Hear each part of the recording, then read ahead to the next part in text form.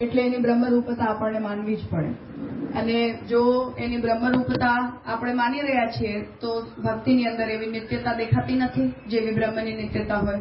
તો ચારે અભાવોની એની અંદર સિદ્ધિ થઈ ગઈ. એના કારણે હવે ફલિતાર્થ 5મા પોઈન્ટ ઉપર આવી રહ્યા છે. મૂળમાં શ્રુતિ પુરાણ આદિશુ બ્રહ્મત્વેન અનુક્તત્વાદ ચ, કે શ્રુતિ પુરાણ વગેરેમાં ભક્તિને બ્રહ્મધર્મ રૂપા કહેવાયેલી નથી. અતઃ કારિકોક્તમ સર્વમેવ અસંગતમ એવ, એટલે સંગ્રહકારિકાની અંદર મંગલાચરણની કારિકામાં ભક્તિના વિશેષણો તરીકે જેટલું પણ કહ્યું એ બધું અસંગત જ સિદ્ધ થાય છે. આ અહીંયા પૂર્વ પક્ષ થયો, પૂર્વ પક્ષનું સમાપન થયું.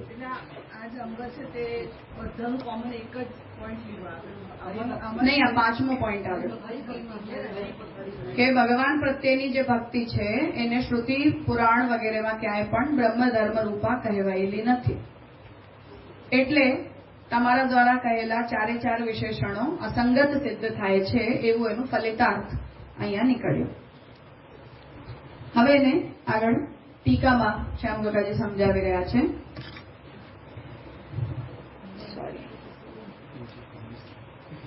કિંચ ધર્મૈસ્તુ સર્વૈઃ સ્વ સ્વધર્મેષુ વૃત્તિમદ્ભિઃ એવ ભાવ્યમ. હવે જેટલા પણ ધર્મો છે એ પોતપોતાના ધર્મીમાં રહે છે. એટલે દરેક ધર્મનો પોતાનો એક અધિકારી ધર્મી છે. તો ધર્મૈઃ તુ સર્વૈઃ, જેટલા પણ ધર્મો છે એ બધા ધર્મ સ્વધર્મેષુ પોતપોતાના ધર્મીમાં વૃત્તિમદ્ભિઃ એવ ભાવ્યમ, જેમ ઇન્દ્રિયોની પોતપોતાની એક વૃત્તિ હોય કે આંખ જોવાનું કામ કરે, કાન સાંભળવાનું જ કામ કરે, એવી રીતે ધર્મી જે છે એની અંદર એ ધર્મો જઈને રહે. પોતપોતાના બંધ બેસતા ધર્મો પોતપોતાના બંધ બેસતા ધર્મીની અંદર જ રહે. ચિદંશભૂત જીવેષુ તુ આનંદાંશ તિરોધાન અભ્યુપગમાત. હવે જે ચિદંશભૂત જીવ છે એની અંદર તો આનંદાંશ નો તિરોધાન પ્રાપ્ત થતો હોવાથી, એટલે કે જે જીવાત્મા છે એ ચૈતન્યની અંશ છે, એટલે એની અંદર આનંદ ધર્મનો તિરોધાન પ્રાપ્ત થાય છે. એના કારણે આનંદો જીવ ધર્મો ભવિતુમ ન અર્હતિ, એટલે આનંદ જે છે એ ક્યારે પણ જીવનો ધર્મ બની શકે નહીં. તો ચૈતન્ય જીવનો ધર્મ બને અને આનંદ બ્રહ્મનો ધર્મ બને. એ રીતે સચ્ચિત અને આનંદ આ ત્રણેય ધર્મો પોતપોતાના ધર્મીમાં યોગ્ય સ્થાન ઉપર જઈને રહે. હવે આ મુદ્દા ઉપરથી જે પ્રોબ્લેમ આપણી આવી હતી કે આપણે ભક્તિને આનંદ ધર્મભૂતા કહી દીધી, એનાથી આ વાત લાવી રહ્યા છે કે આનંદ ધર્મ બ્રહ્મનો ધર્મ છે, જીવનો ધર્મ ચૈતન્ય છે. તો આનંદ ધર્મનો તિરોધાન જીવાત્મામાં ભગવાને જ પોતાની ઈચ્છાથી કરેલો હોવાને કારણે આનંદનો જે ધર્મ છે એ જો ભક્તિની અંદર હોય તો જીવની અંદર રહી ના શકે, બ્રહ્મમાં જઈને રહે. ઠીક છે. તો ભક્તિ ચ પુનઃ જીવેશુ ભગવદ વિષયણી અભિપ્રેતા. હવે તમે એવું કહી રહ્યા છો કે ભક્તિ જે છે એ તો જીવમાં રહે છે, જીવ ભક્તિ કરે છે, ભગવાન થોડી ભક્તિ કરે છે. તો જીવ જે છે એ જ્યારે ભક્તિ કરે છે તો એની અંદર ભગવદ વિષયણી અભિપ્રેતા, એટલે આપણે ભક્તિ આપણે કરીએ અને આપણે પોતાની ભક્તિનો વિષય ભગવાનને બનાવીએ, આવું ભક્તિનું સ્વરૂપ છે જ્યારે જીવ એનું આચરણ કરે છે ત્યારે. તો ભક્તિ ચ પુનઃ જીવેશુ ભગવદ વિષયણી અભિપ્રેતા ઇતિ કિમ કેન સંબધ્યતે. હવે આ સ્થિતિમાં આનંદને જીવ સાથે જોડો કે બ્રહ્મની સાથે જોડો.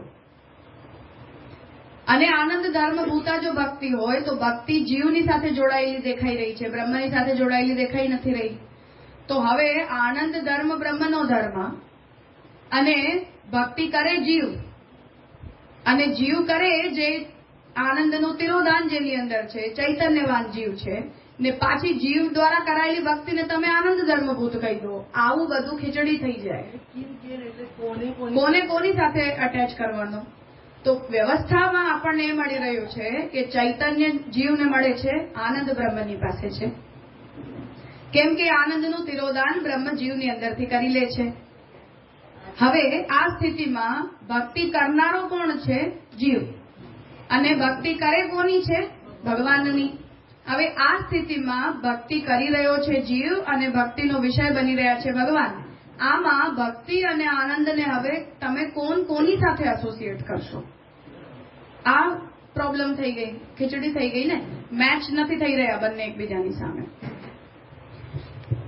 એના ઉપર વિચાર ઉપસ્થિત કરી રહ્યા છે કે નચ અંશ અંશિનોઃ તાદાત્મ્યસ્ય અભ્યુપગમાત. હવે અંશ અને અંશી આની વચ્ચે તાદાત્મ્યનો આપણે સ્વીકાર કરેલો છે. એટલે જીવેશુ અપી બ્રહ્મ ધર્માઃ કુતો ન સંભવંતી. તો જીવ અને બ્રહ્મમાં ભેદ તો છે નહીં, તાદાત્મ્ય છે એટલે ભેદ સહિષ્ણુ, પણ કોઈ પ્રકારનો અભેદ માન્ય છે.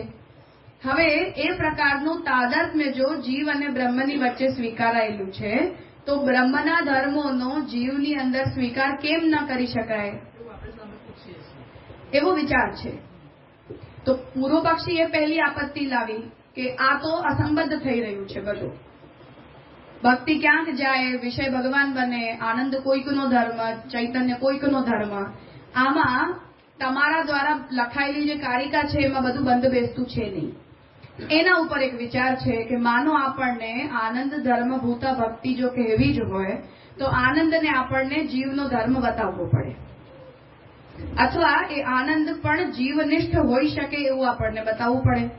એવું બતાવવા માટે આપણને તાદાત્મ્યનો સહારો લેવો પડે કે તાદાત્મ્ય સંબંધ જો જીવ અને બ્રહ્મની વચ્ચે છે તો બ્રહ્મના બધા ધર્મો જીવની અંદર પણ પોસિબલ છે. એવી એક પોસિબિલિટીનો વિચાર કરો તો કદાચ આ પ્રોબ્લેમ સોલ્વ થઈ જાય. ઠીક છે, એવો એક ક્લોઝ લાવી રહ્યા છે. તો જીવેશુ અપી બ્રહ્મ ધર્માઃ કુતો ન સંભવંતી. તો આ તાદાત્મ્ય હોવાને કારણે બ્રહ્મના ધર્મો જીવની અંદર પણ પોસિબલ છે જ. ઇતિ વાચ્યમ. એવું જો આપણે માની લઈએ તો શું થાય? તદા બ્રહ્મણી અપી જીવ વિષયની ભક્તિ અંગી કર્તવ્ય. તો પછી એવું માનો કે જેમ જીવ ભગવાનને વિષય બનાવીને ભક્તિ કરે છે એમ ભગવાન જીવને વિષય બનાવીને ભક્તિ કરે. ફેર તાદાત્મ્ય હોવો જોઈએ. જો મારામાં બ્રહ્મના ધર્મો આવી શકે તો મારા પણ તો ધર્મો બ્રહ્મમાં જવા જોઈએ. તો તમારી વ્યાપ્તિ સિદ્ધ થાય. કેમ કે અન્વય વ્યતિરેકની અંદર અન્વિત થાય તો વ્યતિરેક પણ થવું જોઈએ. અન્વિત થાય તો વ્યતિરેક પણ એટલો જ ઇક્વિવેલન્ટ હોવો જોઈએ. અન્વય સિદ્ધ થાય પણ વ્યતિરેક સિદ્ધ ના થાય તો ન્યાયના સિદ્ધાંત પ્રમાણે એ વ્યાપ્તિની અંદર હેત્વાભાસ કહેવાય, દોષ કહેવાય. તો તદા બ્રહ્મણી અપી જીવ વિષયની ભક્તિ અંગી કર્તવ્ય ભવે ન્યાય સામાન્યાત. કેમ કે આ તો ન્યાય સામાન્ય છે, મતલબ બંનેની અંદર પછી ઇક્વલ વ્યવસ્થા ચાલવી જોઈએ કે બ્રહ્મના ધર્મો જો જીવમાં આવી શકે તો જીવના ધર્મો પણ બ્રહ્મમાં જવા જોઈએ. તો જીવના ધર્મો જો બ્રહ્મમાં જાય તો જેમ જીવ ભગવાનને વિષય બનાવીને ભક્તિ કરે એમ ભગવાન જીવને વિષય બનાવીને ભક્તિ કરે. તો આ તમારો સિદ્ધાંત સામાન્ય બંને ઉપર ઇક્વિવેલન્ટલી એપ્લિકેબલ કહેવાય.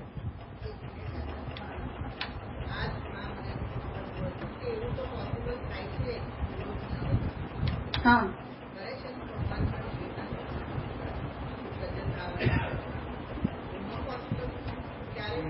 ક્યારે ના થાય? ભગવાન ભક્તના લેવલ ઉપર આવે છે પણ ભગવાન ભક્તના ગુણોને લઈને નથી આવતા. ભક્તને ભગવાનના ગુણો અવેલેબલ થયા છે એટલે ભક્તની અંદર એવો ઉત્કર્ષ દેખાયો છે. ભગવાનનોમાં જીવ તુલ્ય અપકર્ષ નથી આવતો.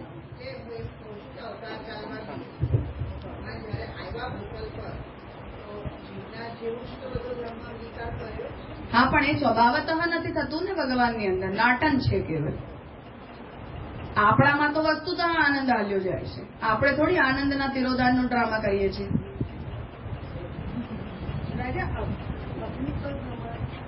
એવું સ્વીકારાયેલું હોવાથી કે પ્રાપ્ત થતું હોવાથી. તો જીવ વિષયની ભક્તિ અંગી કર્તવ્ય ભવે ન્યાય સામાન્ય. તો જીવ અને બ્રહ્મની વચ્ચેનું જેટલું પણ છે એ બધું વ્યવસ્થિત થાય. નચ એકમેવ અદ્વિતીયમ તદૈક્ષત બહુશ્યામ પ્રજાયેય. હવે એ તાદાત્મ્યને અહીંયા ડિસ્કસ કરી રહ્યા છે કે એકમેવ અદ્વિતીયમ, બ્રહ્મ એકમેવ અદ્વિતીય છે અને એ એવી ઈચ્છા કરે છે કે હું અનેક જીવોના રૂપ, અનેક પદાર્થોના રૂપમાં પ્રકટ થઈ જાઉં.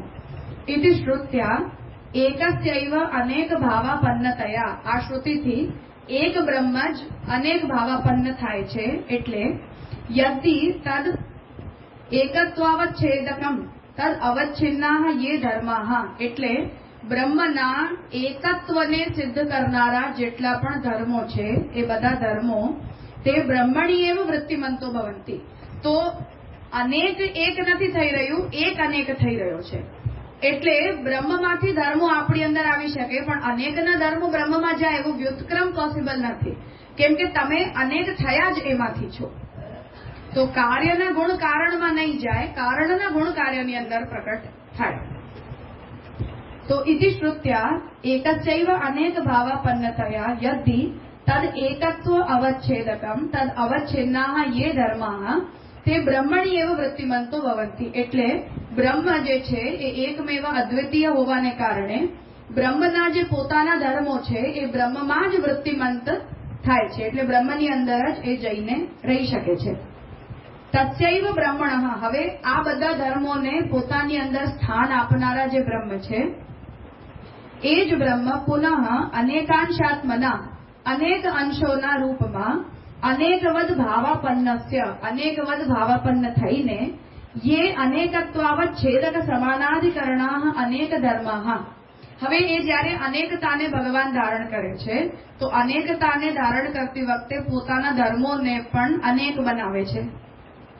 જેમ ભગવાનનો સત ધર્મ છે તો અનેક કાર્યોના રૂપમાં સત ધર્મ વિભાજિત થઈ ગયો, કે સત્તા પણ થઈ, અસત્તા પણ થઈ, મિથ્યા સત્તા પણ થઈ, શૂન્ય સત્તા પણ થઈ. એવી જ રીતે જ્ઞાનની અંદર પણ જ્ઞાન, અજ્ઞાન, અન્યથા જ્ઞાન, અપોહન વગેરે બધું જ. તો એ એકમાંથી બધી અનેકતા અનેકવદ ભાવાપન્ન થઈને સૃષ્ટિની અંદર આવી જાય છે. એ અનેકતાના અવચ્છેદક જેટલા પણ સમાન ધર્મો છે, મતલબ અનેકતા પરક જેટલા પણ ધર્મો છે, અનેકે ધર્મા નતે અંશીની સ્વીક્રિયંતે, પણ એ અનેક ધર્મોનો સ્વીકાર અંશીની અંદર નથી કરવામાં આવતો. ઇતિ આનંદસ્ય બ્રહ્મ ધર્મતા ભક્તેહ ચ જીવ ધર્મતા ઇતિ ઉભયમ અપી સંભવત યુક્તિકમેવ. એટલે હવે તમારે આનું ડિવિઝન જ માનવું પડે કે આનંદ જે છે એ બ્રહ્મનો ધર્મ છે અને ભક્તિ એ જીવનો ધર્મ છે. એટલે હવે આનંદ ભક્તિનો ધર્મ છે એવું કહેવાનો કોઈ સ્કોપ આપણી પાસે બચ્યો નહીં. ઠીક છે. તો આ સ્થિતિમાં જ્યારે કાર્યના ગુણો જો કારણની અંદર ન જઈ શકે અને ભગવાન એકમાંથી અનેક થાય, એટલે અનેકતામાં જેટલું પણ છે એ બ્રહ્મથી આવ્યું છે, પણ અનેકતાની અંદર જેટલું છે એ બ્રહ્મમાં ગયું એવું વ્યુત્ક્રમ થઈ નથી શકતું. એના કારણે આનંદ બ્રહ્મનો ધર્મ છે અને ભક્તિ એ જીવનો ધર્મ છે. આવી વ્યવસ્થા જ કહેવું ઠીક કહેવાય, આ જ વાત યોગ્ય કહેવાય. ઇતિ વાચ્યમ ઘટ્ટકુટ્યામ પ્રભાત ન્યાયેન. જેવી રીતે સવારે ઉઠીને આપણને ગળાની અંદર કોઈ વસ્તુની કુટાઈ એટલે અનાજની કુટાઈ ચાલુ થાય એનાથી આપણને ખબર પડે કે સવાર પડી. તો સવારે ઉઠીને માણસ પોતાનું નિત્યકર્મ શરૂ કરે તો એ નિત્યકર્મનો જે અવાજ આપણને સંભળાય એનાથી આપણને એનો અનુમાન થાય કે સવાર પડી ગઈ. એ ન્યાય પ્રમાણે ભક્તેહે આનંદ ધર્મતા લોપ પ્રસંગાત ચ. તેનાથી એવા સ્પષ્ટ છે કે જો જીવની અંદર આનંદનો ધર્મ લુપ્ત થતો હોય તો જે જીવની અંદર ભક્તિનો ધર્મ પ્રકટ થાય છે એ ભક્તિમાં પણ આનંદ ધર્મનો લોપ હોય જ. એ રીતે કે કારણના ગુણ છે એ બધા કાર્યની અંદર પ્રકટ થાય તો આપણે એનાથી એનો જેમ અનુમાન કરીએ એવી રીતે વચન નથી મળી રહ્યું કે ભક્તિમાં આનંદ ધર્મ લુપ્ત છે, પણ ભક્તિ જો જીવનો ધર્મ સિદ્ધ થઈ રહી છે તો જીવમાં આનંદ ધર્મનો લોપ હોવાને કારણે ભક્તિમાં પણ આનંદ ધર્મ લોપ સિદ્ધ થઈ જાય છે. એક્ઝામ્પલ અનુમાનથી આપી રહ્યા છે, કેમ કે તમારી પાસે આનું પ્રમાણ વચન નથી. ભક્તિ નિરાનંદ છે, આને સિદ્ધ કરવા માટે શાસ્ત્ર વચન તો છે નહીં, પણ જીવ નિરાનંદ છે, આને સિદ્ધ કરવાનું શાસ્ત્ર વચન તો છે જ. એટલે હવે જીવ નિરાનંદ હોવાને કારણે જીવના બધા ધર્મો પણ નિરાનંદ છે. એ ન્યાયથી આપણે અનુમાન લગાડી રહ્યા છીએ કે ભક્તિ જો જીવનો ધર્મ છે તો ભક્તિમાં પણ આનંદ ધર્મનો લોપ છે. અનુમાનને સિદ્ધ કરવા માટે કે ત્યાં આપણે આંખે ઉઠીને સૂરજ જોયો નથી, સવાર પડી આ આપણને કેવી રીતે સમજાય કે હું ઉઠી અને મને પ્રકાશ દેખાયો. પણ હજી તો હું ઊભી થઈ નથી. મને ખાલી બાજુના ઘરમાંથી કે મારા પોતાના ઘરમાંથી અવાજ સંભળાય છે કે કોઈ ક્રિયા ચાલુ થઈ ગઈ છે ઘરમાં. તો એ ક્રિયા જો ઘરની અંદર ચાલુ થઈ ગઈ છે તો એનો મતલબ છે કે સવાર પડી ગઈ. તો આ શ્રવણથી પ્રભાતનો નિર્ણય નથી થતો, ચક્ષુથી પ્રભાતનો નિર્ણય થાય છે. પણ અનુમાનથી આપણે કર્યું એવી રીતે જીવની અંદર જો આનંદ ધર્મનો લોપ છે અને ભક્તિ જો જીવનો ધર્મ છે તો ભક્તિમાં પણ આનંદ ધર્મનો લોપ છે જ એવું અનુમાન સિદ્ધ થાય છે.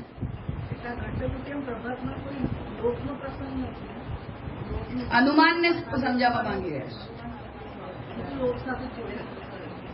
અનુમાનને કહેવા માંગી રહ્યા છે કેમ કે આપણી પાસે ભક્તિ નિરાનંદ હોય છે. આને સિદ્ધ કરવા માટે શાસ્ત્ર વચન અવેલેબલ નથી. હવામાં તો ના તર્ક આપી શકાય ને કોઈ.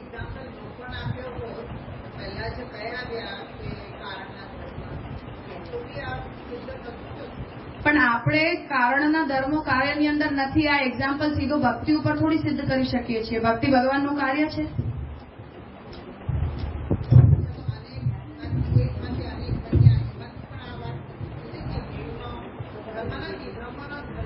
તો આનાથી ભક્તિ નિરાનંદ છે આવું કેવી રીતે સિદ્ધ થશે? હવે જીવ નિરાનંદ છે આ વાત આનાથી સિદ્ધ થઈ ગઈ, પણ ભક્તિ નિરાનંદ છે આનાથી કેવી રીતે સિદ્ધ થશે?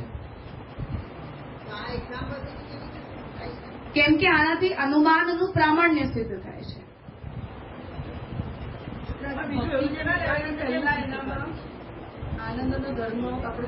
એ તો પૂર્વ પક્ષીને કરવી જ છે ને. ભક્તિને આનંદ ધર્મભૂત નથી. ના, પૂર્વ પક્ષનો છેલ્લો પોઈન્ટ છે.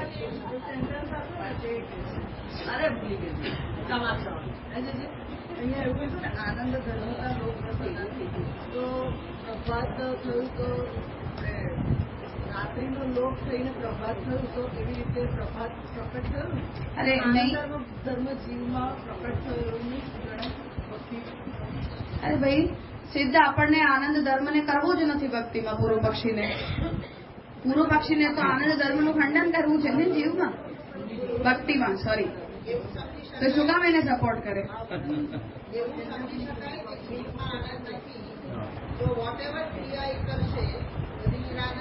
ઓબ્વિયસલી.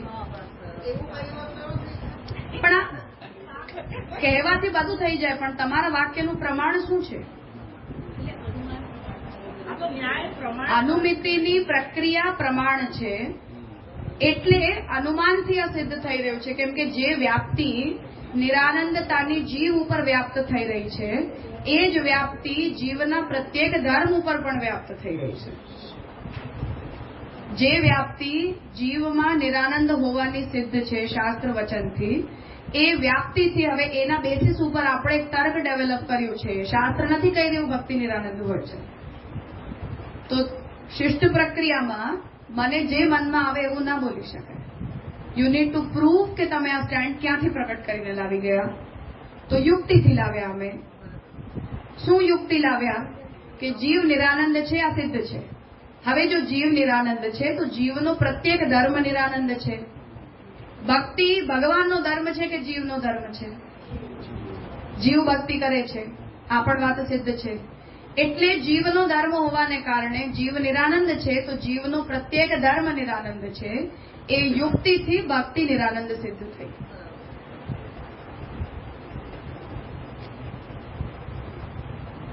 એક પ્રોસિજરને રિસ્પેક્ટ આપી રહ્યા છે. લખવું હોય તો આવી જ રીતે લખાય. મને જે મનમાં આવ્યું વાક્ય મેં લખી માર્યું એવું ના ચાલે. તમારે એને પ્રમાણ પ્રોવાઈડ કરવું જ પડે. બંને પોસિબિલિટી વિચારવાની. આઈધર કે આમની સામે પૂર્વ પક્ષી કોઈ રાખતા જ છે, તો આ તો પછી એમને આપણને સમજાવવા માટે આ કરે છે. બંને વિચારી શકાય. બંને. તો તાત્પર્ય એ છે કે જીવની અંદર આનંદનો લોપ હોવાને કારણે જીવના પ્રત્યેક ધર્મમાં પણ આનંદનો લોપ સિદ્ધ થયો. હવે જો જીવની અંદર આનંદનો ધર્મ લોપ સિદ્ધ થયો તો ભક્તિ નિરાનંદ છે એવું જ માનવું રહ્યું. એટલે એને આનંદ ધર્મ ભૂતામ કહીને તમે એનું વિશેષણ આપો નહીં. હવે આનંદ જીવ ધર્મ ભૂતા છે એટલે એની સગુણતા થઈ ગઈ. સગુણતા છે એટલે એની બ્રહ્મ પ્રાપકતાનો નિષેધ થઈ ગયો. એ તો એક ટોપિક એક માટે તમે બધી વાત કરી રહ્યા છો, તો ઇન્ટરકનેક્ટ તો થશે જ. પણ અનુવૃત્તિથી આવી રહ્યું છે, ટર્ન બાય ટર્ન આવી રહ્યું છે. એટલે આપણે એ વિચારવું જોઈએ કે આટલી નાનકડી આર્ગ્યુમેન્ટથી એનો રિઝલ્ટ ક્યાં જઈને આવે છે.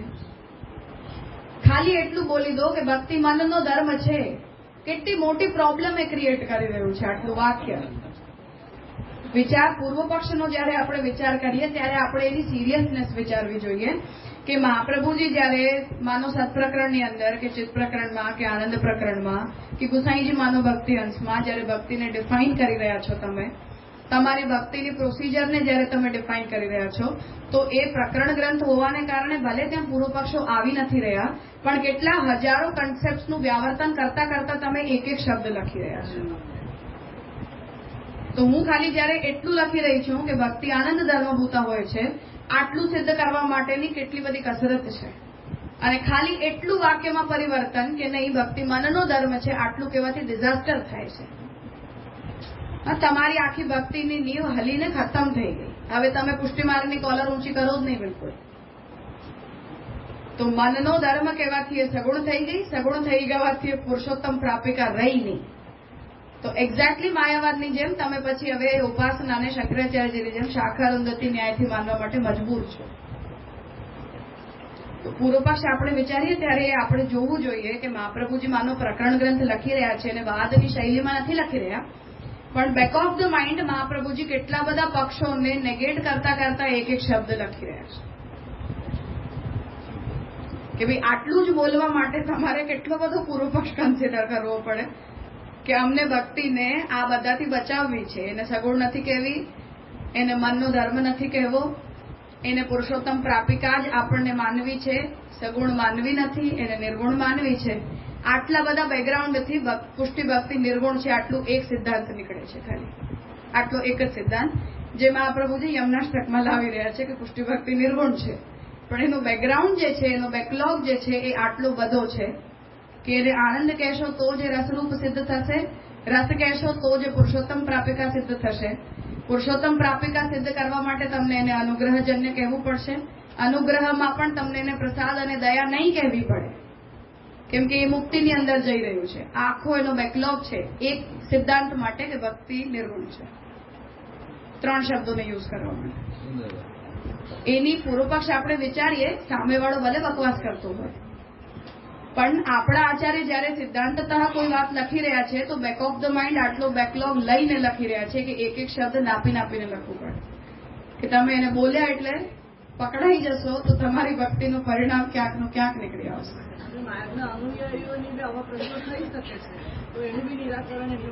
ડેફિનેટલી આપણે એને ખાલી મનનો ધર્મ કહી દઈએ એનાથી કેટલી મોટી પ્રોબ્લેમ ક્રિએટ થાય છે. આપણને ભલે મજાક લાગતું હોય બોલવું, પણ એ ભક્તિનો ઉદ્ગમ ક્યાંથી થઈ રહ્યો છે ખાલી એટલું વિચારવા માટે ગુસાઈજીને આખો ભક્તિ હેતુ નિર્ણય લખવું પડ્યો અલગથી કે ભાઈ એને મનથી ભક્તિ આવી રહી છે એવું નહીં બોલતા. અમે ભગવાનની બુદ્ધિથી ભક્તિ કરીએ છીએ એવું ના બોલી દેવાય. ભક્તિ આત્માનો ધર્મ છે એવું નહીં બોલી દેવાય. થોટફુલ હોવું જોઈએ ને. તો એના માટે આખો ભક્તિ હેતુ નિર્ણય ગુસાઈજીને લખવું પડે છે. સગુણ ના બની જાય એના માટે આખો ભક્તિ હંસ ગુસાઈજીને લખવું પડે છે, જેનાથી સિદ્ધાંત વાક્ય તો ખાલી એક જ વાક્યની અંદર નીકળે છે કે પુષ્ટિ ભક્તિ સગુણ નથી પણ નિર્ગુણ છે. But prove it. પછી તો બધા વાદના આટલા બધા ચડપચડ ઉભા થાય ને. તો આનંદ ધર્મતા લોપ પ્રસંગાત છે. તો પરિણામ એનું એ આવી રહ્યું છે હવે ઓવરઓલ કે ભક્તિ આનંદ ધર્મ રૂપા સિદ્ધ થઈ નથી રહી, જીવ ધર્મ રૂપા સિદ્ધ થઈ રહી છે. ને હવે એને તમે જીવ ધર્મ રૂપા કહો છો તો એને મનોધર્મ રૂપા કહેવામાં કોઈ પ્રોબ્લેમ હોવી જ ના જોઈએ. એક જ વાત છે, કેમ કે એની કે સગુણતા તો છે જ. અપિચ તાન વૈ ત્રયસ્ત્રિંશદ દેવાન એકે બ્રહ્મવિદો વિદુઃ. હવે શ્રુતિનું જે વચન છે એ કહી રહ્યું છે કે 33 જેટલા પણ દેવતાઓ છે એ બધા જ દેવતાઓને બ્રહ્મવિદ તો એક બ્રહ્મરૂપ જ જાણે છે. એટલે 33 નો ડિફરન્સ નથી કન્સિડર કરતા, પણ એ બધાને આ બધા બ્રહ્માત્મક છે એવું જાણે છે. ઇન્દ્રમ મિત્રમ વરુણમ અગ્નિમ આહુ અથો દિવ્ય સસુપર્ણો ગરુત્માન એકમ સદ વિપ્રાહ બહુધા વદંતી અગ્નિમ યમ માતરિશ્વાનામ આહુ. તો શ્રુતિ અહીંયા એ વાતને કહી રહી છે કે ઇન્દ્ર કયો કે મિત્ર એટલે સૂર્ય કહો વરુણ, અગ્નિ વગેરે આ જેટલા પણ દેવતાઓ છે એ દેવતાઓએ જેટલા પણ દિવ્ય ધર્મોને પોતાની અંદર ધારણ કરેલા છે એ બધા જ દિવ્ય ધર્મો કે એમનું ગુરુત્વ એટલે એમનું ઉત્તમત્વ, દેવત્વ, દિવ્યત્વ એ જેટલું પણ છે એને બધા વિપ્રો એક કહીને જ બોલે છે, કેમ કે આ બધા જ વસ્તુતઃ તો બ્રહ્મ છે. ઇતિ એવમ આદિ વચનેભ્યો, આવા દેવતાઓ નારાયણ રૂપ છે, નારાયણના અંગ રૂપ છે, બધા દેવતાઓ બ્રહ્મ રૂપ છે, આવા ઘણા બધા વચનો આપણને મળે છે.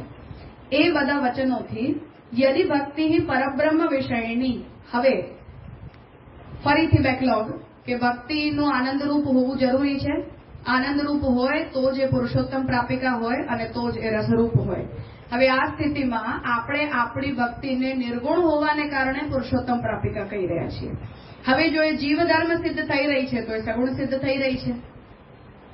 ઠીક છે, આ કેસ ઉપર આપણે આવીને ઉભા રહ્યા છીએ. ત્યાં આ બધા વચનોથી જેટલા પણ દેવતાઓ છે એ બધા ભગવદ રૂપ છે, બ્રહ્માત્મક છે એવું સિદ્ધ થયું. એના કારણે યદિ ભક્તિ પરબ્રહ્મ વિષયણી તદા, હવે જો તમે પોતાની ભક્તિને પરબ્રહ્મ વિષયિકા, નિર્ગુણ, આનંદ ધર્મભૂતા, રસરૂપા કહી રહ્યા છો તો જ એ પરબ્રહ્મને પોતાનો વિષય બનાવે અને ત્યારે તમે મર્યાદા ભક્તિ કે પ્રવાહ ભક્તિને ખરાબ બોલવા માટે યોગ્ય કહેવાઓ. બાકી તમારી પણ સગુણ છે તો બીજાને બધા તમે સરખા જ છો. એ કેસમાં ભક્તિ જો પરબ્રહ્મ વિષયણી હોય તદા હરેહ એવ ભક્તો આગ્રહો વ્યર્થ. હવે જો બધા જ દેવતાઓ ભગવદ રૂપ હોય અને બધા જ દેવતાઓ પરખ ભક્તિ પણ હવે ભક્તિ જીવ ધર્મ હોવાને કારણે પરબ્રહ્મ વિષયિકા ભક્તિ હોય કે અન્ય દેવ વિષયિકા ભક્તિ હોય, બધા જ કેસમાં જો એ સગુણ જ સિદ્ધ થતી હોય તો પછી નિર્ગુણ ભક્તિ કેવલ કૃષ્ણ માટે જ કરવી જોઈએ આ સિદ્ધાંત પણ વ્યર્થ છે. કોઈના પણ માટે કરો વાત એક જ થશે. કોઈની પણ ભક્તિ કરો કેમ કે બધા દેવતાઓ છે તો બ્રહ્માત્મક જ. તસ્માત અનેકેષુ દેવેષુ કસ્યચિત એકસ્ય એવ દેવસ્ય ભક્તિ યદા અભિષ્ટા ન. હવે ઘણા બધા દેવતાઓમાં આપણે ભક્તિ અનન્યાશ્રિત થઈને કોઈ એક જ દેવની કરવી જોઈએ આવું જો આપણને ઈચ્છિત ન હોય તો તદાચા પરબ્રહ્મ વિષયની ભવે, તો જ એ પરબ્રહ્મ વિષયની કહેવાય. કેમ કે તમારી સર્વાત્મ ભાવની બુદ્ધિ તો એ દેવતાઓમાં પણ જવી જોઈએ કે બધા જ દેવતાઓ ભગવદ રૂપા છે, ભગવદ રૂપ છે એટલે કોઈના પણ પ્રત્યે આશ્રય અન્યાશ્રય કહેવાય નહીં. બધા પ્રત્યે આપણે જે ભક્તિ કરીએ એ જ ભગવદ રૂપ કહેવાય કેમ કે બધા અંગોથી પર્યવસિત થયેલા કૃષ્ણ પરબ્રહ્મ કહેવાય છે. તસ્માત અનેકેષુ દેવેષુ કસ્યચિત એકસ્યૈવ દેવસ્ય ભક્તિ યદિ અભિષ્ટા ન. એના કારણે જો અનેક દેવતાઓમાં કોઈ પણ એક દેવતા પ્રત્યેની ભક્તિ જો અભિષ્ટ ન હોય તો જ એ પરબ્રહ્મ વિષયિકા ભક્તિ કહેવાય. કેમ કે જો તમે બધા દેવતાઓ ભગવાનથી અલગ છે એવું કહીને જો તમે એક દેવની ભક્તિ કરી રહ્યા છો તો તમારો પરબ્રહ્મ રહ્યો જ ક્યાં? તો તમે દ્વૈત લાવી ગયા ને આની અંદર. બધામાં તમારી સમાન બુદ્ધિ હોય, બધા જ ભગવાનના રૂપ છે એવું કહીને જો તમે બધાની ભક્તિ કરતા હો તો જ તો તમારી પરબ્રહ્મ વિષયિકા ભક્તિ કહેવાય. તો પુષ્ટિ ભક્તિની અંદર આપણે અન્યાશ્રયનો ત્યાગ કરીને કૃષ્ણ પ્રત્યે અનન્યાશ્રિત થવાની જો વાત કરી રહ્યા છીએ તો પણ તમારી ભક્તિ પરબ્રહ્મ વિષયિકા દેખાતી નથી. એની અંદર આ નેચરની એક સગુણતા છે જે દ્વૈત ભાવાપન્ન બુદ્ધિથી પેદા થાય છે.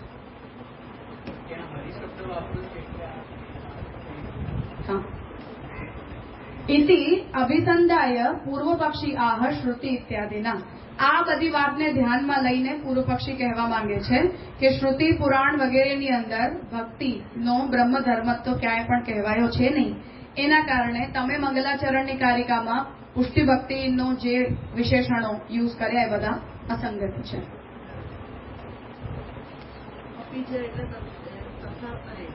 એના કારણે આ રીતે આટલા બધા વિચારો કરીને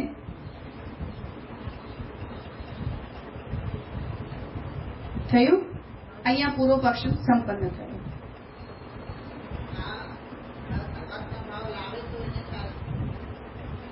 એટલે એ એડિશનલ કમ્પોનન્ટ તરીકે એક્સપેક્ટ કરી રહ્યો છે. બે દોષ બતાવ્યા કે એક તો જીવ વિષયક છે તમારી, એના કારણે એને આનંદ ધર્મભૂતા તો કહી નહીં શકાય, જીવ ધર્મભૂતા સિદ્ધ થઈ ગઈ. અને હવે જો તમે જેને વિષય બનાવીને ભક્તિ કરી રહ્યા છો એ જો પરબ્રહ્મ તમારો વિષય છે તો પરબ્રહ્મની અંદર તો આ બધાનો સમુચ્ચય છે. તો એવા પરબ્રહ્મની તમે ભક્તિ કરો જે આ બધાના રૂપમાં બને છે.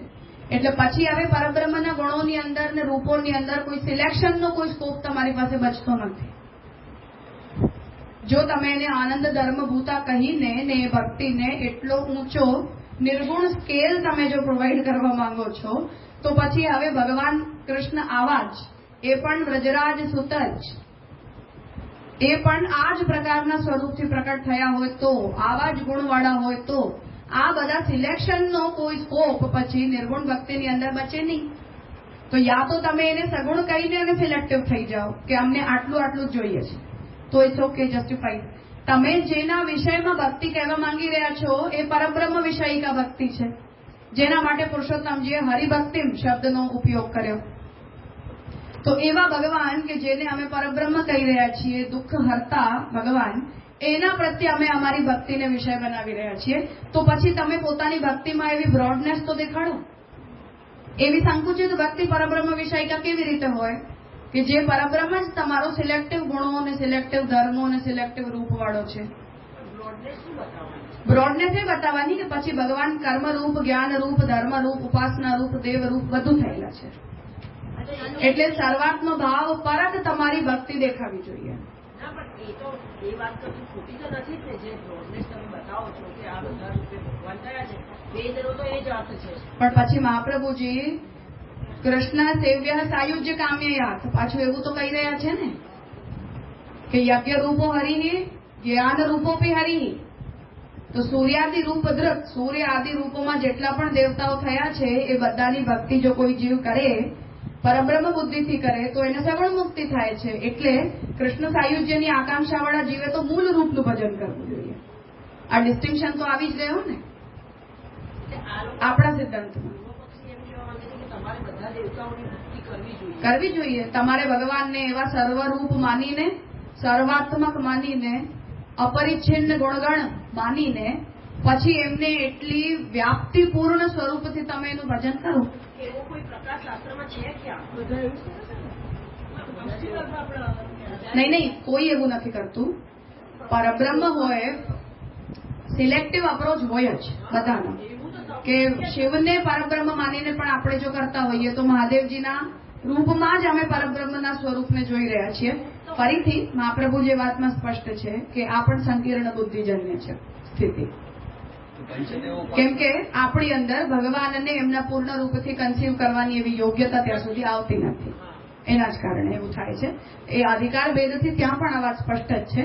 પણ પૂર્વ પક્ષી કહેવા એ માંગી રહ્યો છે કે જો તમે પોતાની પુષ્ટિ ભક્તિને નિર્ગુણ કહીને, પરબ્રહ્મ વિષયિકા કહીને, આનંદ ધર્મ રૂપતા એની બતાવીને જો તમે એને બ્રહ્મ જેટલા ઊંચા સ્કેલ ઉપર લઈ જવા માંગી રહ્યા છો તો પછી તમે પોતાની ભક્તિની અંદર એવી અપરિચ્છિન્નતા બતાવો. તો જો તમારી ભક્તિ પરિચ્છિન્ન છે તો એનો વિષય અપરિચ્છિન્ન કેવી રીતે થયો? બતાવવાનું શું? કરીને બતાવવાનું? આ કરીને બતાવવાનું. કરીને બતાવવાનું. આર્ગ્યુમેન્ટ એના કારણે થાય કે સાધન અને સાધ્યની અંદર એકરૂપતા તો જોઈએ કે ના જોઈએ. આપણે આલંબનીય પદાર્થને કારણે વિચારાઓની મુક્તિને સગુણ બોલી દઈ રહ્યા છીએ. આપણો આલંબનીય તત્વ નિર્ગુણ છે પણ આપણે સગુણ છીએ. તો એકરૂપતા જો એમની પાસેથી એક્સપેક્ટેડ છે તો એ લોકો પણ તો આપણી પાસેથી એકરૂપતા એક્સપેક્ટ કરે ને. એટલે આર્ગ્યુમેન્ટ આવી રહી છે કે તમે જો મહાપ્રભુ જેવું કહ્યું કે સૂર્ય વગેરે જેટલા પણ દેવતાઓ છે બધા સગુણ છે, ભગવાનના પરિચ્છિન્ન રૂપો છે, વિભૂતિ રૂપો છે. વિભૂતિ રૂપો હોવાને કારણે તમારી ભક્તિ સંકીર્ણ બની જાય છે કેમ કે વિભૂતિ પરક છે. પછી મહાપ્રભુજી એવું કહે છે કે કૃષ્ણ તો જે છે એ વિભૂતિ નથી, પરબ્રહ્મ છે. એટલે કૃષ્ણમાં જેને સાયુજ્યની કામના હોય એણે ભગવાનના ધારણ કરેલા રૂપોનું ભજન નહીં કરવાનું, મૂળ રૂપનું ભજન કરવાનું. હવે તમે તો મૂળ રૂપનું ભજન વાળા બતાવીને આટલી બધી કોલર અપ કરીને ઉભા છો કે નહીં તમે તો વિભૂતિઓની કરો છો, અમે તો પરબ્રહ્મની કરીએ છીએ. હવે જો તમે પરબ્રહ્મની કરી રહ્યા છો, પરબ્રહ્મને તમારી ભક્તિનો વિષય બનાવી રહ્યા છો તો તમારા જ્ઞાનમાં, તમારા કર્મમાં, તમારી ભક્તિમાં પરબ્રહ્મ તુલ્ય નિર્ગુણતા અને અપરિચ્છિન્નતા દેખાવી તો જોઈએ કે નહીં. કે હવે મારા પ્રત્યેક કર્મ બ્રહ્માર્પણમ બ્રહ્મ હવે બ્રહ્માગ્નો બ્રહ્મણા હોતમના સ્કેલના છે કે હું એકદમ એ અવસ્થાવાળી બનીને કર્મ કરી રહી છું. મને સર્વાત્મ ભાવ છે કે જગતનો પ્રત્યેક પદાર્થ કૃષ્ણાત્મક છે અને મારી ભક્તિની અંદર પણ એટલી જ ઉચ્ચતા કરી બતાવવાનો મતલબ કે ભગવાનની બાજુમાં મહાદેવજીને ગણપતિજી પધરાવી દેવાના એવું નહીં, પણ સર્વાત્મ ભાવ જે છે એ કન્સીવ્ડ હોવો જોઈએ, જેના કારણે હરિરાયજી ફરીથી ક્લોઝ લાવી જ રહ્યા છે કે જ્યાં સુધી તમારામાં પૂર્ણ પ્રેમનો ઉદય નથી થતો ત્યાં સુધી ભગવાનનો જે છે એ સ્પર્શ છે જ નહીં. તમારો નિરાવરણ સ્પર્શ સાવરણ સ્પર્શ છે. સાવરણ સ્પર્શનો મતલબ વિભૂતિ તુલ્યતા છે કે નહીં? તો તંત્રોપચારથી કરે છે એમાં અને આપણામાં ફરક શું છે? માર્ગ બલથી ફરક છે ખાલી, બુદ્ધિગત અવસ્થામાં તો કોઈ ફરક નથી. પછી તમે શું કામ એને કહો છો કે તું વિભૂતિ વાળો અને અમે પરબ્રહ્મ વાળો? પોતાની તો યોગ્યતા તમારી સામે ભગવાન પરબ્રહ્મ રૂપથી જો પ્રગટ થાય તો તમે પોતાના ભક્તિમાં તો એવી યોગ્યતા દેખાડો, એવું પૂર્વ પક્ષી કહેવાય. ઉપલક્ષણથી દેવતાઓનું નિરૂપણ કર્યું છે. તાત્પર્ય કર્મ, જ્ઞાન અને ઉપાસના આપણી જેટલા પણ જીવગત ધર્મો છે એ જીવગત પ્રત્યેક ધર્મમાં એ પ્રકારની નિર્ગુણતાનું આધાન થવું જોઈએ. મારી ભક્તિ એકલી નિર્ગુણ ને હું સગુણ, આ અવસ્થા તો અપરિપક્વ જ અવસ્થા છે ને. લક્ષણ ઘટિત કરવાના માટે કહી રહ્યા છે, ખોટું છે એવું કહેવાનું તાત્પર્ય નથી. એના કારણે આપણી ભક્તિ ઉપર પુષ્ટિ ભક્તિનું લક્ષણ ઘટિત થઈ નથી શકી રહ્યું, એને આપણે કન્ફેસ કરવું જોઈએ, એ કહેવા માંગી રહ્યા છે. આપણે આ જે બધા ભગવાનને કોઈ જગ્યાએ કોઈ કન્સેપ્ટ નથી, આ બધા ફોકસ કરે છે. પંચદેવોપાસન જે છે પંચદેવોપાસન સ્માર્ત પ્રક્રિયા છે જ, અને એ સ્માર્ત પ્રક્રિયામાં પણ એક મધ્યમાં હોય અને 4 અવાંતર હોય, એ એના 4 આવરણ દેવતા છે, એવી રીતે જ એમની ઉપાસના થતી હોય છે. ના એ તો હમણાં લોકો જેવું જીવે છે તો ફરજીવાળો છે. બીજું એક પોઈન્ટ કરવાનો તો બહુદેવવાદ પણ છે, પણ એ તો આક્ષેપ છે આપણા ઉપર. આપણે બહુદેવવાદી નથી, કોઈ નથી. આપણી સનાતન પરંપરામાં એવું કોઈ નથી, કોઈ જ નથી. એક બ્રહ્મ સર્વરૂપ બને છે, આ સિદ્ધાંત સ્પષ્ટ છે. આપણે બહુદેવવાદી છીએ જ નહીં. આપણે બહુદેવવાદી છીએ એવું પશ્ચિમી વિચારકોએ આપણા ઉપર આક્ષેપ કર્યો છે કે તમે 50 ભગવાનને પૂજો છો. અમારી પાસે એક ગોડ છે, અમારી પાસે એક અલ્લાહ છે, અમારી પાસે એક યહોવા છે, પણ તમને પૂછો તો ધાર માણસ ઉપર દેવતા બદલાઈ જાય છે, એવો એ લોકોનો આક્ષેપ છે. પણ આપણે ત્યાંના બધા જ સંપ્રદાયો, બધા જ વિચારકો આ વાતમાં સ્પષ્ટ છે કે એક બ્રહ્મ બહુત્વેન થાય છે. એટલે હું કોઈ પણ દેવતાની જો ઉપાસના કરું છું તો બ્રહ્મ બુદ્ધિથી જ મારે કરવી જોઈએ. મને બ્રહ્મ આ રૂપમાં ગ્રાહ્ય છે એવી બુદ્ધિથી એ રૂપનું ભજન થાય છે. નથી, આપણે ત્યાં કન્સેપ્ટ જ નથી. પંચદેવોપાસનમાં પણ 4 દેવતા આવરણ દેવતા છે અને મધ્યમાં રહેલો દેવતા તમારું બ્રહ્મ બુદ્ધિથી છે. અને એ પ્રકારનું ઉપાસન વૈષ્ણવ હોવા છતાં મધ્વો પણ બધાનું અર્ચન કરે છે, ભગવત પરિવાર સમજીને કે બધા જ દેવતાઓ એ ભગવાનના પરિવાર છે. એટલે મધ્વાચાર્યજી પોતે પણ ચંદ્રમૌલીશ્વરનું નિત્ય અર્ચન કરતા હતા. મહાદેવજીનું ઉડુપીમાં ઠાકોરજીના મંદિરની બિલકુલ સામે જ છે. તો બધા જ દેવતાઓ ભગવાનનો પરિવાર છે એવું સમજીને એનું અર્ચન થાય છે. તો મુખ્યતા કૃષ્ણની છે અને આ કૃષ્ણનો પરિવાર છે એવી એની અંદર બુદ્ધિ છે. જેમ આપણે ભગવત પરિકરનું ઉપાસન કરીએ છીએ, તો તમે કૃષ્ણને છોડીને યમુનાજીનું કરો તો આપણે ત્યાં પણ તો પ્રોબ્લેમ જ છે ને, કે કૃષ્ણને છોડીને રાધાજીની જ સેવા કોઈ કરવા લાગી જાય તો વૈષ્ણવ થોડી કહેવાય. કે કૃષ્ણને છોડીને મહાપ્રભુજીની જ સેવા કરવા લાગી જાય તો ભગવત પરિવાર કયા છે ત્યાં સુધી પ્રોબ્લેમ નથી. કે મુખ્યતા ઠાકોરજીની છે અને ઠાકોરજીના આનુષંગિક છે બધા આવરણ દેવતા હોય કે પ્રભુનો પરિવાર છે, પ્રભુનો પરિકર છે. તો ત્યાં સુધી તો ચંદ્રાવલીજીનું કરી દીધું તોય કોઈ સમસ્યા નથી થતી. પણ ઠાકોરજીને છોડીને કરીએ તો આપણે ત્યાં પણ સમસ્યા થઈ જાય, એવું ત્યાં પણ છે. એ પણ ઠાકોરજી માટે જ છે, એકલા રાધાજી એવું નહીં. એમની ભક્તિ સ્વરૂપતઃ શૃંગાર રસાત્મિકા સ્વીકારાયેલી છે. એના કારણે રાધા ભાવ પરક છે તો કૃષ્ણ પરક છે, ભગવાન માટે જ કરી રહ્યા છીએ. ના, સ્વતંત્રતા તો છે જ નહીં. પ્રકાશિકાનો પહેલો શ્લોક છે ને એમાં 9 વાર છે તો ઉપર નીચે બંને લાઈનમાં લાગુ પડશે. હા, ઓપ્શન્સ છે બધા. સચિત અને આનંદના જે ડિફરન્સીસ ભગવાન પોતાનામાં પ્રકટ કરે છે એના માટે.